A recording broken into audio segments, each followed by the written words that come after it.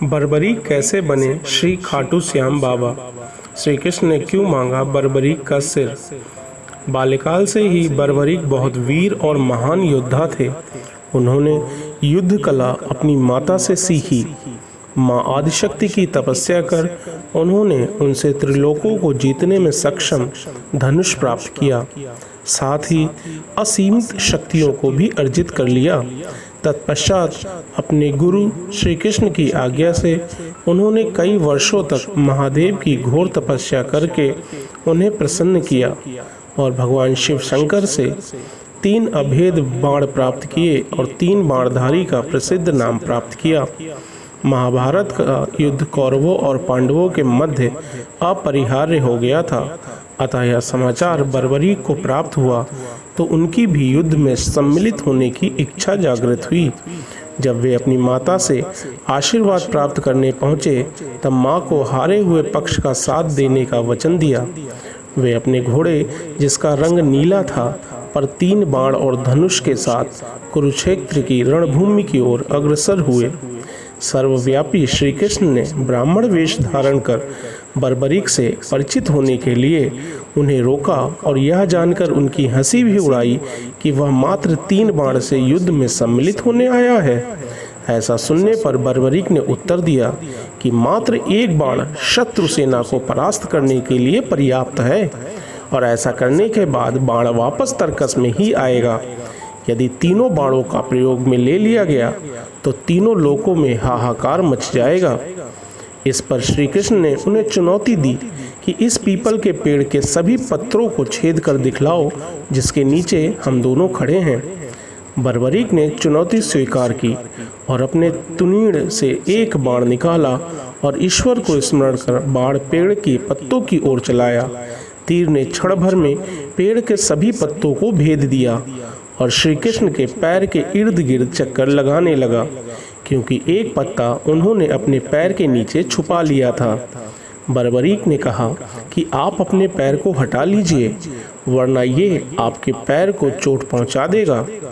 श्री कृष्ण ने बालक बर्बरीक से पूछा कि वह युद्ध में किस ओर से सम्मिलित होगा, तो बर्बरीक ने अपनी माँ को दिए वचन दोहराया कि वह युद्ध में उस ओर से भाग लेगा जिस ओर की सेना निर्बल हो और हार की ओर अग्रसर हो।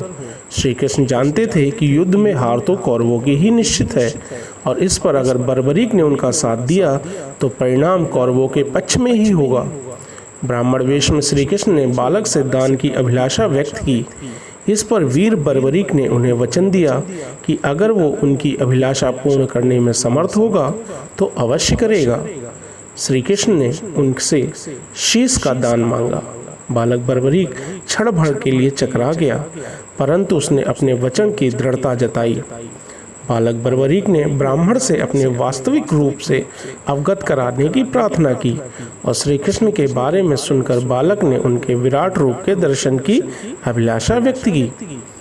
श्री कृष्ण ने उन्हें अपना विराट रूप दिखाया। उन्होंने बर्बरीक को समझाया कि युद्ध आरंभ होने से पहले युद्ध भूमि की पूजा के लिए एक वीरवर क्षत्रिय के शीश के दान की आवश्यकता होती है। उन्होंने बर्बरीक को युद्ध में सबसे वीर की उपाधि से अलंकृत किया, अतएव उनका शीश दान में मांगा। बर्बरीक ने उनसे प्रार्थना की कि वह अंत तक युद्ध देखना चाहता है। श्री कृष्ण ने उनकी यह बात स्वीकार कर ली। फागुन माह की द्वादशी को उन्होंने अपने शीश का दान दिया। उनका सिर युद्ध भूमि के एक समीप पहाड़ पर सुशोभित किया गया, जहां से बर्बरीक संपूर्ण युद्ध का जायजा ले सकते थे। युद्ध की समाप्ति पर पांडवों में ही आपसी बहस होने लगी कि युद्ध में विजय का श्रेय किसको जाता है। इस पर श्री कृष्ण ने उन्हें सुझाव दिया कि बर्बरीक का शीश संपूर्ण युद्ध का साक्षी है, अतएव उससे बेहतर निर्णायक भला कौन हो सकता है। सभी इस बात से सहमत हो गए। बर्बरीक के शीश ने उत्तर दिया कि श्री कृष्ण ही युद्ध में विजय प्राप्त कराने में सबसे महान कार्य किया है। उनकी शिक्षा, उनकी उपस्थिति, उनकी युद्ध नीति ही निर्णायक थी। उन्हें युद्ध भूमि में सिर्फ उनका सुदर्शन चक्र घूमता हुआ दिखाई दे रहा था, जो कि शत्रु सेना को काट रहा था। यह सुनकर श्री कृष्ण ने बर्बरीक को वर दिया और कहा कि तुम मेरे श्याम नाम से पूजे जाओगे। खाटू नामक ग्राम में प्रकट होने के कारण खाटू श्याम के नाम से प्रसिद्धि पाओगे और मेरी सभी 16 कलाएं तुम्हारे शीश में स्थापित होंगी और तुम मेरे ही प्रतिरूप बनकर पूजे जाओगे। क्योंकि बर्बरीक ने अपनी माँ से वादा किया था कि वह सदैव हारे हुए का ही साथ देंगे, इसीलिए कहा जाता है कि हारे का सहारा श्री खाटू श्याम हमारा। दोस्तों, आज का वीडियो अगर आपको अच्छा लगा हो तो कमेंट बॉक्स में एक बार खाटू श्याम महाराज की जय जरूर लिखिएगा। मिलते हैं अगले वीडियो में एक और रोचक कहानी और जानकारियों के साथ। तब तक के लिए नमस्कार।